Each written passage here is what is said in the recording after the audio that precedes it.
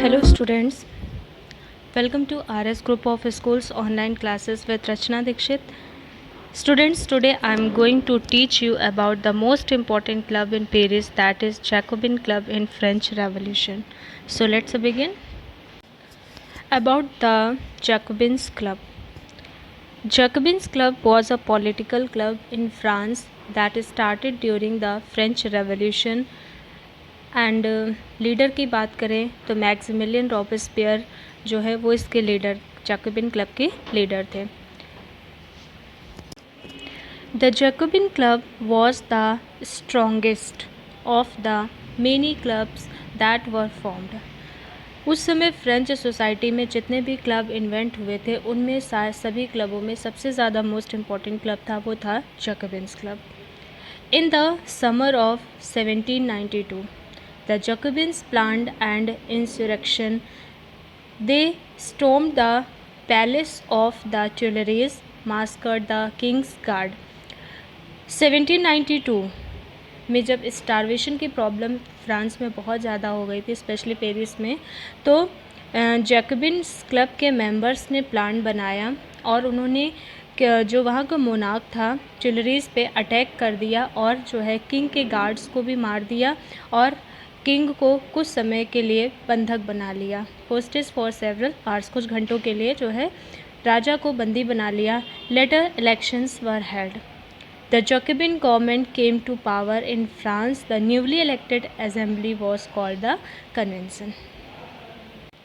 सो students, सबसे पहले हम देखेंगे जैकोबिन क्लब का नाम कैसे पड़ा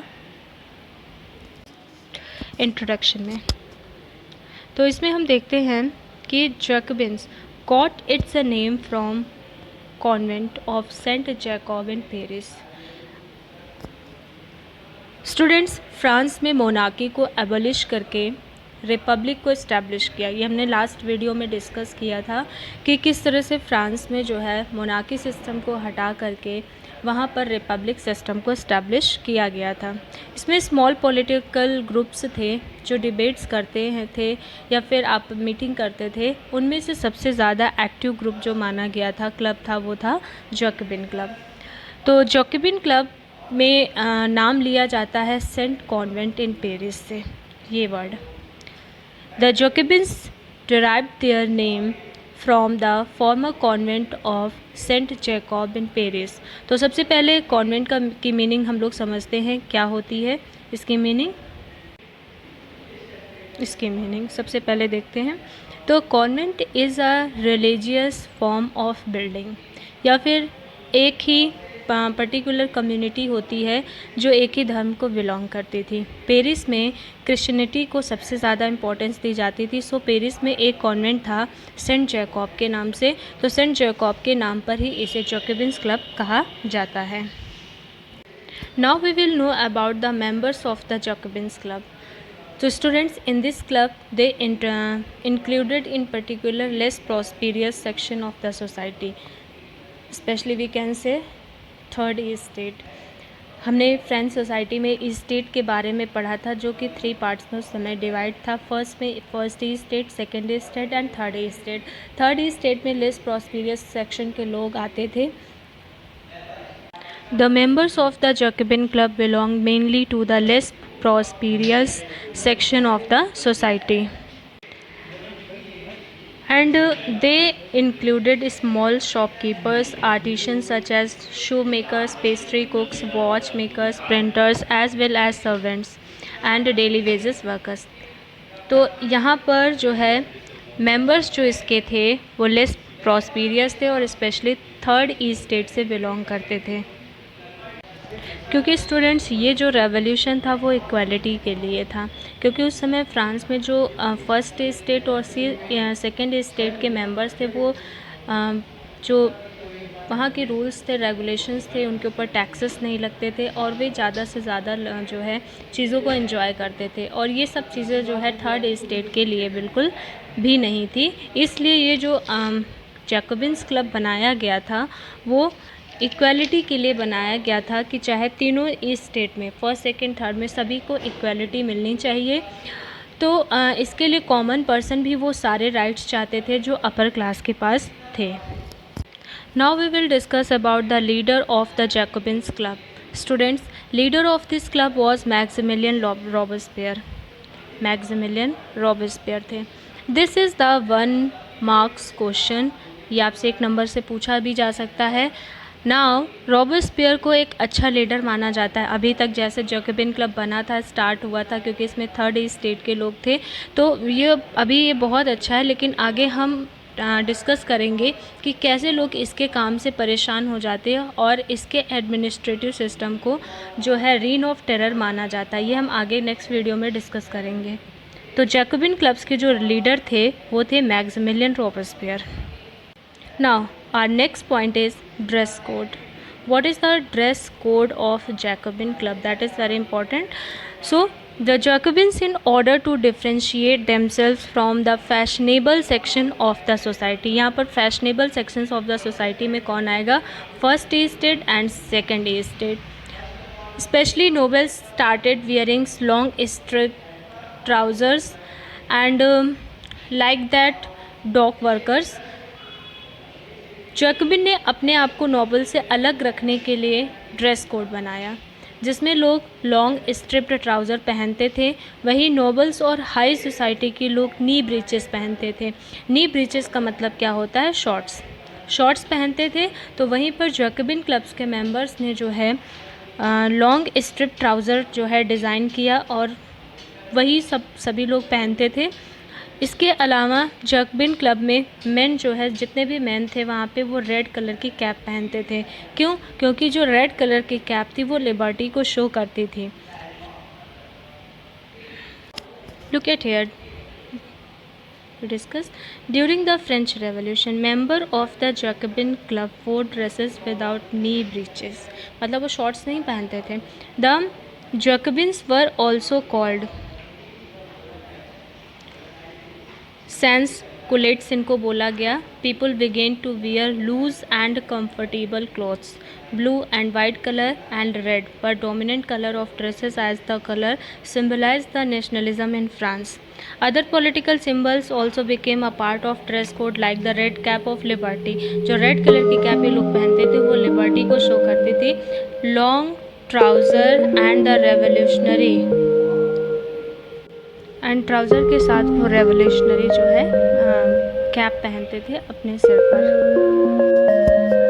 नेक्स्ट पॉइंट आता है कि summer of 1792 what happened. As we know that newly elected national convention started its work in September 21, 1792. So शुरू कर दिया गया था. So the convention declared the abolition of monarchy and declared France a republic on September 22, 1792 को हो गया था.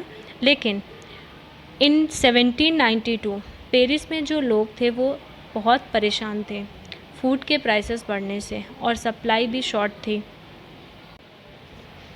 जब पर्शियंस को, जो पेरिस में रहने वाले लोग थे, पेरिशियंस को ये पता चला कि फूड ग्रेन्स के स्टॉक जो है अभी भी स्टोर हैं, तो इसे स्टोर किया गया है, तो इसके लिए एरिस्टोक्रेट्स या नोबल्स ने, क्लब के मेंबर्स ने स्टॉक पर अटैक कर दिया और कुछ नोबल्स को अरेस्ट कर लिया गया. Now Jacobian clubs became more and more powerful. इस क्लब के लोगों की डिमांड थी कि 21 ईयर्स के ऊपर लोगों को वोटिंग का राइट्स मिलना चाहिए और नेशनल असेंबली की जगह कन्वेंशन असेंबली को इम्पोर्टेंस दी गई. नाउ फ्रांस बिकेम रिपब्लिक, और यहाँ पर नो हेरिडिटरी मोनार्की सिस्टम को भी अबॉलिश किया गया. नाउ इन द लास्ट एक क्वेश्चन और माइंड में आता है कि जब 1792 तक ये सारी चीज़ें हो गई और 1793 टू 1794 को क्या हुआ. जो फ्रांस का किंग था उसको जो है हॉस्टेज कर लिया गया था. तो फिर लुई 16 का हुआ क्या? व्हाट हैपेंड टू लुई 16 के साथ क्या किया गया था?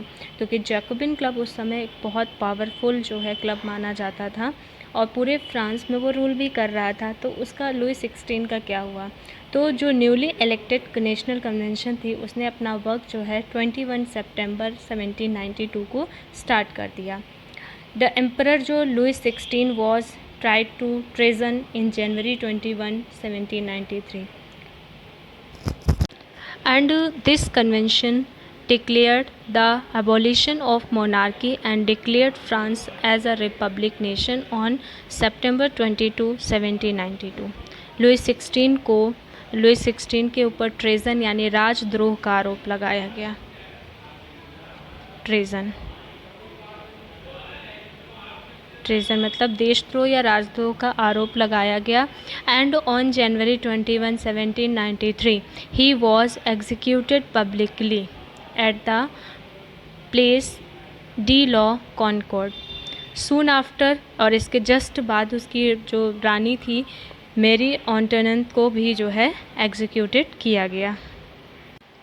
मीन्स देशद्रोह या राजद्रोह के आरोप में 21 जनवरी 1793 को 38 ईयर की एज में लुई 16 को प्राणदंड दे दिया गया।